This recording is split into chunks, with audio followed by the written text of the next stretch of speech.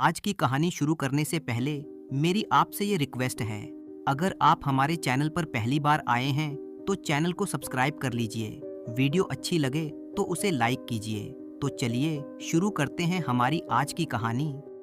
ये बात उस समय की है जब गांव का जीवन सादगी, धर्म और परंपराओं के सहारे चलता था। कच्ची गलियों, मिट्टी के घरों और सीमित साधनों के बीच लोग संतोष को ही सबसे बड़ा धन मानते थे।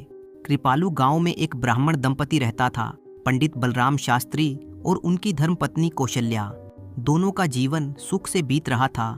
पंडित बलराम शास्त्री विद्वान पुरुष थे, शास्त्रों का अच्छा ज्ञान रखते थे और पाठशाला में बच्चों को पढ़ाकर अपनी आजीविका चलाते थे।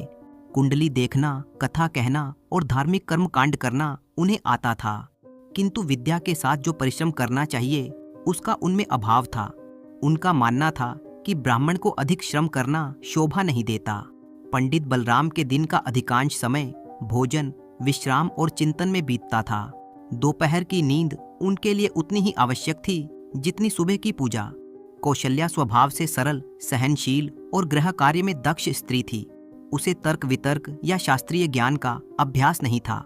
वो अपने पति का सम्मान करती थी, पर भीतर ही भीतर वो एक ऐसी कमी महसूस करती थी जिसे वो शब्दों में ठीक से व्यक्त नहीं कर पाती थी। ये कमी किसी विलास की नहीं बल्कि आत्मसम्मान की थी। कौशल्या की सबसे बड़ी इच्छा थी एक सुंदर सोने का हार। ये इच्छा अचानक नहीं जागी थी। जब वो पड़ोस की स्त्रियों को त्योहारों, विवाहों या मांगलिक अवसरों पर गले में चमकता हार पहने देखती तो उसका मन व्याकुल हो उठता। वो कई बार अपने पति से इस विषय में आग्रह कर चुकी थी, पर हर बार उसे निराशा ही हाथ लगती थी। पंडित बलराम शास्त्री कभी साफ शब्दों में ये स्वीकार नहीं करते थे कि उनके पास हार खरीदने के लिए धन नहीं है। उन्हें लगता था कि ऐसा कहना उनके पुरुषार्थ को ठेस पहुंचाएगा, इसलिए वो तर्कों का सहारा लेते थे। वो कहते कि गहनों में कोई लाभ नहीं, ये दिखावे की वस्तु है, समय के साथ इसका मूल्य घट जाता है, और सबसे बड़ी बात, गहने घर में रखना चोरों को न्योता देना है। उनके ये तर्क लंबे और ऐसे उलझे होते कि कौशल्या के पास उत्तर देने के लिए शब्द ही नहीं बचते थे। कौशल्या इन बातों के आगे चुप हो जाती, किंतु उसका मन संतुष्ट नहीं होता था। वो सोचती कि क्या उसकी छोटी सी इच्छा इतनी बड़ी है कि उसे पूरा करना असंभव है। वो अपनी पीड़ा किसी से कह नहीं पाती थी, क्योंकि समाज में पति की आर्थिक स्थिति पर प्रश्न उठाना स्त्री के लिए उचित नहीं माना जाता था। इसी बीच तीज का पर्व आया। गांव में उत्सव का वातावरण था। स्त्रियां हरे वस्त्र पहनकर गहनों से सजी हुई झूला झूलने जा रही थीं। कौशल्या भी तैयार हुई, पर जब उसने अपने सूने गले की ओर देखा तो उसका मन बैठ गया। मेले में एक पड़ोसन ने हंसते हुए कह दिया कि कौशल्या तो सादगी की मूर्ति है। ये बात मजाक में कही गई थी, पर कौशल्या के हृदय में तीर की तरह चुभ गई। उस दिन कौशल्या का मन भारी रहा। रात को जब उसने अपने पति से तीज के त्योहार की बात बताई तो पंडित जी ने सहज भाव से कह दिया कि त्योहार मन से मनाया जाता है, गले के हार से नहीं। कौशल्या फिर चुप हो गई, पर उस रात उसे नींद नहीं आई। उसके मन में बार बार वही प्रश्न उठता रहा कि क्या उसकी इच्छाओं का कोई मूल्य नहीं है। तीज के त्योहार के बाद भी कौशल्या के मन की व्याकुलता शांत नहीं हुई। दिन में वो अपने कामों में लगी रहती, पर जब भी किसी स्त्री को गले में सोने का हार पहने देखती उसका मन जैसे ठिठक जाता। उसे लगता कि संसार की सारी स्त्रियां कितनी भाग्यशाली हैं। पंडित बलराम शास्त्री अपने ही ढर्रे पर चल रहे थे। पाठशाला से लौटकर भोजन करना, विश्राम करना और संध्या होते होते कहीं बैठकर शास्त्र चर्चा करना, यही उनका नित्य क्रम था। कौशल्या समझ चुकी थी कि सीधे आग्रह करने से अब कोई लाभ होने वाला नहीं है। एक दिन कौशल्या पड़ोस में रहने वाले बाबूजी की पत्नी से मिलने गई। वो स्त्री संपन्न घर की थी और नए नए गहनों की शौकीन भी। बातचीत के दौरान कौशल्या की दृष्टि बार बार उसके गले में पड़े भारी सोने के हार पर जा टिकती। वो हार 10 तोले का था और उसकी चमक ऐसी थी कि देखने वाले की आंखें ठहर जाईं। बाबूजी की पत्नी ने कौशल्या की दृष्टि को भांप लिया और मुस्कुराकर बोली, चाहो तो हार पहनकर देख लो। कौशल्या पहले तो सकुचाई, फिर उसने हार गले में डाल लिया। कौशल्या ने जब हार गले में डाला तो उसे लगा मानो उसका पूरा व्यक्तित्व बदल गया हो। दर्पण में देखकर उसे स्वयं पर विश्वास नहीं हुआ। उसके चेहरे पर एक अलग ही तेज आ गया था उसी क्षण उसके मन में एक विचार कौंधा, क्यों ना वो ये हार पहनकर अपने पति को दिखाए। शायद तब उन्हें भी समझ आए कि ये कोई व्यर्थ की वस्तु नहीं, बल्कि स्त्री के आत्मसम्मान से जुड़ा आभूषण है। कौशल्या हार पहनकर सीधे घर चली आई। जैसे ही पंडित ने उसे देखा, वे कुछ क्षणों के लिए स्तब्ध रह गए। उन्होंने कौशल्या को इतना सुंदर पहले कभी नहीं देखा था। उनके मुंह से अनायास ही निकल पड़ा कि ये हार किसका है। कौशल्या ने सच सच बता दिया कि ये पड़ोसन का है और वो केवल दिखाने के लिए ही पहनकर आई है। साथ ही उसने आग्रह किया कि वैसा ही एक हार उसके लिए भी बनवा दिया जाए। पंडित जी का चेहरा कठोर हो गया। उन्होंने कहा कि दूसरे की वस्तु इस तरह घर लाना ठीक नहीं।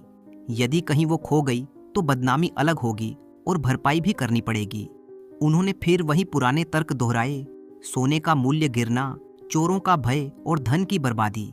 उन्होंने ये भी कहा कि 10 तोले का हार इस समय 800 रुपये से कम का नहीं होगा और कुछ वर्षों में उसका मूल्य आधा रह जाएगा। कौशल्या ने तर्कों का उत्तर नहीं दिया, पर उसने ये स्पष्ट कर दिया कि अब वो वैसा ही हार चाहती है। उस रात कौशल्या ने वही हार पहनकर सोने का निर्णय लिया। ये निर्णय उसने किसी को बताए बिना लिया था। उसे ये विश्वास ही नहीं था कि उसके घर में कोई ऐसी घटना घट सकती है। पंडित जी बाहर आंगन में सोने चले गए और कौशल्या अपने कमरे में। आधी रात बीत चुकी थी। तभी अचानक कौशल्या ने जोर जोर से चिल्लाना शुरू कर दिया, चोर चोर, घर में चोर घुस आया है। उसकी आवाज से पूरा घर गूंज उठा। पंडित बलराम शास्त्री घबराकर उठे और दौड़ते हुए कौशल्या के कमरे में पहुंचे।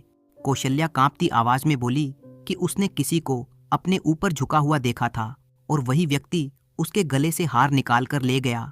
थोड़ी ही देर में पड़ोसी भी लालटेन लेकर इकट्ठा हो गए। घर के हर कोने की तलाशी ली गई, छत, आंगन, क्यारी, शौचालय, पर कहीं भी चोर का कोई निशान नहीं मिला।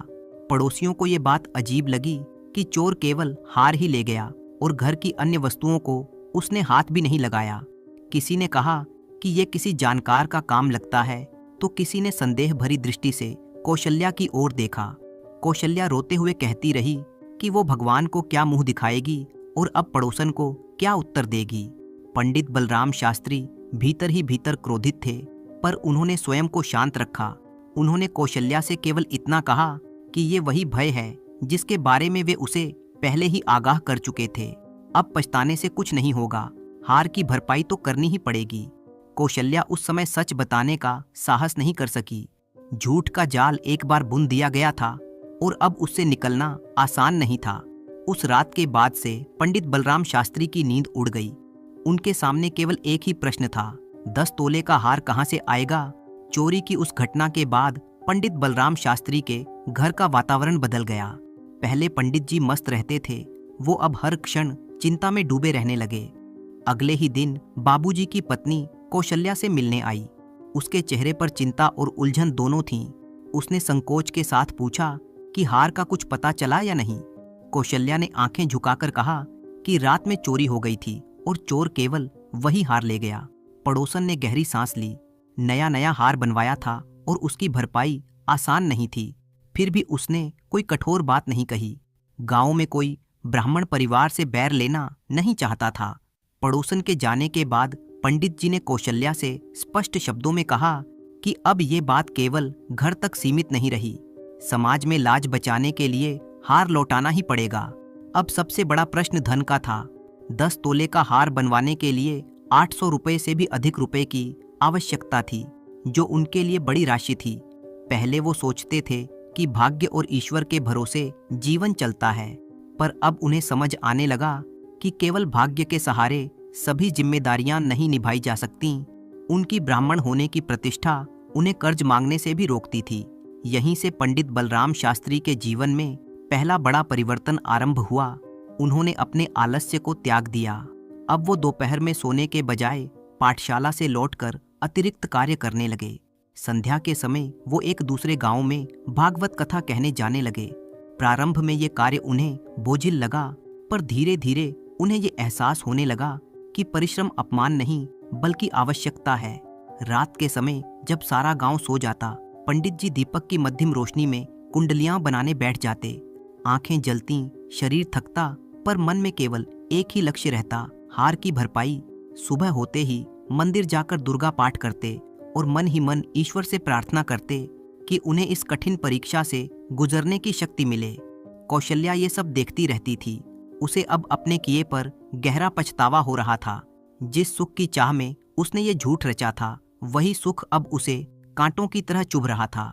वो सोचती थी कि यदि पंडित जी की ये मेहनत उनके स्वास्थ्य को नुकसान पहुंचा दे तो उसका अपराध कभी क्षमा नहीं हो सकेगा। धीरे धीरे पंडित जी का शरीर कमजोर होने लगा। पहले जहां वो तंदुरुस्त दिखाई देते थे, अब उनका चेहरा पीला और आंखों के नीचे काले घेरे पड़ने लगे थे। समय अपनी गति से आगे बढ़ रहा था। जो व्यक्ति कभी दोपहर की नींद के बिना अस्वस्थ अनुभव करता था, वही अब सूर्योदय से पहले उठकर मंदिर जाने लगा था। शरीर थकता था, पर मन में एक अजीब सी दृढ़ता जन्म ले चुकी थी। किसी दूसरे गांव में एक धनी सेठ के यहाँ गृह प्रवेश का आयोजन था। सेठ ने पंडित बलराम शास्त्री जी को विधि विधान कराने के लिए बुलाया। आयोजन भव्य था और दक्षिणा भी अधिक मिलने की संभावना थी, किंतु सेठ ने स्पष्ट शब्दों में कहा कि यदि पंडित जी अनुष्ठान में कुछ ऐसे कर्मकांड जोड़ दें जो शास्त्र सम्मत ना होते हुए भी लोगों को प्रभावित करें, तो उन्हें अतिरिक्त धन दिया जाएगा। पंडित जी असमंजस में पड़ गए। एक और धन की तंगी थी और हार की चिंता हर पल सिर पर सवार रहती थी। दूसरी ओर उनका ब्राह्मणत्व और शास्त्रीय मर्यादा थी, जिसे वे सस्ते लाभ के लिए गिरवी नहीं रखना चाहते थे। उस रात वे देर तक सो नहीं पाए। उनके मन में बार बार यही प्रश्न उठता रहा कि क्या आवश्यकता के समय सिद्धांतों से समझौता करना उचित है। अगले दिन उन्होंने सेठ के प्रस्ताव को विनम्रता से ठुकरा दिया। उन्होंने कहा कि वे वही करेंगे जो शास्त्रों में उचित है। सेठ ने भले ही उन्हें कम दक्षिणा दी, पर पंडित जी के मन में एक संतोष था। उन्हें पहली बार अनुभव हुआ कि परिश्रम के साथ साथ आत्मसम्मान भी उतना ही आवश्यक है। ये घटना कौशल्या के लिए भी एक सीख बनकर आई। उसने देखा कि पंडित जी कितनी कठिन परिस्थिति में भी अपने सिद्धांतों से डिगे नहीं। उसे अपने झूठ पर और भी ग्लानि हुई। उसने मन ही मन निश्चय किया कि अब वो किसी भी प्रकार अपने पति के मार्ग में बाधा नहीं बनेगी, बल्कि यथासंभव उनका सहारा बनेगी। इसी अवधि में एक और घटना घटी जिसने कौशल्या के हृदय को भीतर तक झकझोर दिया। एक दिन एक गरीब स्त्री अपने बीमार बच्चे को लेकर पंडित जी के पास आई। उसके पास दक्षिणा देने के लिए कुछ भी नहीं था। पंडित जी ने बिना कोई दक्षिणा लिए उसका कुंडली पाठ किया और मंदिर से प्रसाद लाकर बच्चे को दिया। ये दृश्य कौशल्या ने स्वयं देखा। उसे लगा कि जिन पैसों के लिए उसने इतना बड़ा झूठ रचा था, वही पैसे पंडित जी कितनी सहजता से त्याग सकते थे। कौशल्या का मन भारी हो उठा।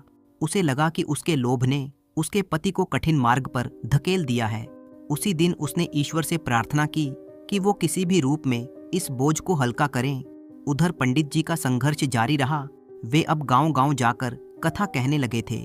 उनकी वाणी में पहले से अधिक प्रभाव आ गया था, क्योंकि अब उनके शब्दों में अनुभव और तपस्या की सच्चाई झलकने लगी थी। लोग उनकी कथाओं से प्रभावित होने लगे और सम्मान के साथ दक्षिणा भी देने लगे। इस प्रकार समय बीतता गया। धीरे धीरे हार के लिए धन एकत्रित होने लगा। पंडित जी का आलस्य लगभग समाप्त हो चुका था और उसके स्थान पर एक कर्मठ व्यक्ति उभर रहा था। लगभग 5 महीने बीत चुके थे। पंडित बलराम शास्त्री का जीवन पूरी तरह बदल चुका था। जो व्यक्ति कभी परिश्रम से बचता था, वो अब श्रम को ही अपना धर्म मानने लगा था।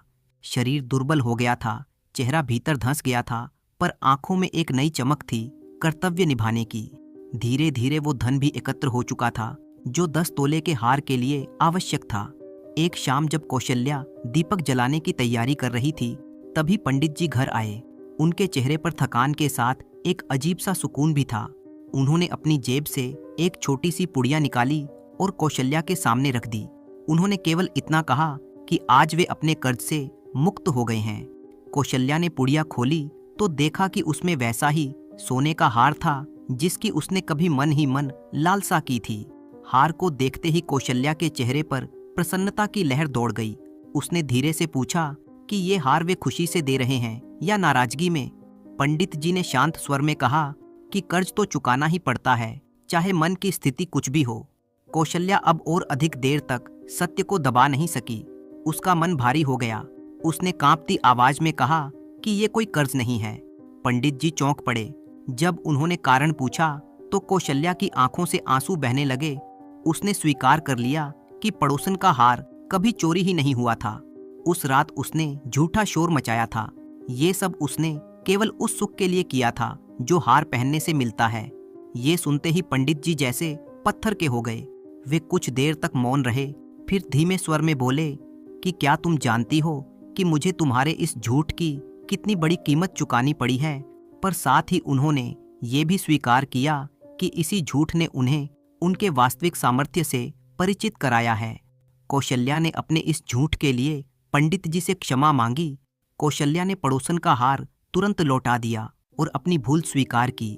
पड़ोसन ने कोई विवाद नहीं किया, पर कौशल्या के मन का बोझ हल्का हो गया। अब वो नए हार को हाथ में लेकर भी पूर्ण आनंद महसूस नहीं कर पा रही थी। वो जान चुकी थी कि इस हार के पीछे कितना त्याग और पीड़ा छिपी हुई है। उस रात कौशल्या देर तक जागती रही। वो सोचती रही कि जिस वस्तु को वो कभी सुख का प्रतीक मानती थी, वही वस्तु अब उसके लिए आत्मग्लानि का कारण बन गई है। उसे ये भी समझ में आ गया कि सच्चा सुख वस्तुओं में नहीं, बल्कि आपसी समझ और परिश्रम में है। सत्य सामने आने के बाद घर का वातावरण बिल्कुल बदल गया। जिस बोझ को कौशल्या और पंडित बलराम शास्त्री दोनों अपने अपने मन में ढो रहे थे, वो अब हल्का हो चुका था। पंडित जी ने केवल इतना कहा कि मनुष्य से भूल हो जाना स्वाभाविक है, पर उस भूल से सीख लेना ही जीवन की सच्ची उपलब्धि है। उन्होंने स्वीकार किया कि यदि ये घटना ना घटी होती तो शायद वे आज भी आलस्य के साथ ही जीवन बिता रहे होते। उस झूठ ने उन्हें ये सिखा दिया कि परिश्रम करने की शक्ति उनमें पहले से ही मौजूद थी। अब पंडित बलराम शास्त्री ने ये निश्चय कर लिया था कि वे दोबारा पुराने जीवन में नहीं लौटेंगे। उन्होंने अतिरिक्त पाठशालाओं में पढ़ाना जारी रखा और कथा वाचन को भी अपने जीवन का नियमित अंग बना लिया। उनकी दिनचर्या संतुलित हो गई थी, न अधिक आलस्य, न असहनीय परिश्रम। गांव के लोग अब उन्हें केवल विद्वान ही नहीं, बल्कि कर्मठ ब्राह्मण के रूप में भी सम्मान देने लगे थे। कौशल्या में भी बड़ा परिवर्तन आया। अब उसके लिए हार केवल एक आभूषण नहीं रह गया था। वो उसे कम ही पहनती थी, और जब भी पहनती तो उसे अपने पति के संघर्ष की याद आ जाती। उसने ये समझ लिया था कि सच्चा श्रृंगार वस्त्रों और गहनों से नहीं, बल्कि सद्भाव और संयम से होता है। अब वो अन्य स्त्रियों की वस्तुओं को देखकर स्वयं को कम नहीं समझती थी। कुछ समय बाद पंडित जी ने स्वयं अनुभव किया कि नियमित परिश्रम से उनकी आर्थिक स्थिति सुधरी है। पंडित बलराम शास्त्री और कौशल्या ने ये सीख ली थी कि जीवन का सुख ना तो केवल इच्छाओं की पूर्ति में है और ना ही केवल तर्कों में, बल्कि इन दोनों के बीच के संतुलन में ही वास्तविक शांति छिपी है। इसी समझ के साथ दोनों ने अपना जीवन आगे बढ़ाया, एक दूसरे के सहारे, परिश्रम और संतोष के साथ। और यही इस कथा का सार था कि कभी कभी छोटी सी लालसा भी मनुष्य को उसकी वास्तविक शक्ति से परिचित करा देती है, यदि वो उससे सही सीख ले सके। तो इसी तरह की कहानियां देखने के लिए आप चैनल को सब्सक्राइब कर लीजिए। वीडियो अच्छी लगे तो उसे लाइक कीजिए और साथ ही साथ अपने अच्छे कमेंट करना बिल्कुल मत भूलिएगा।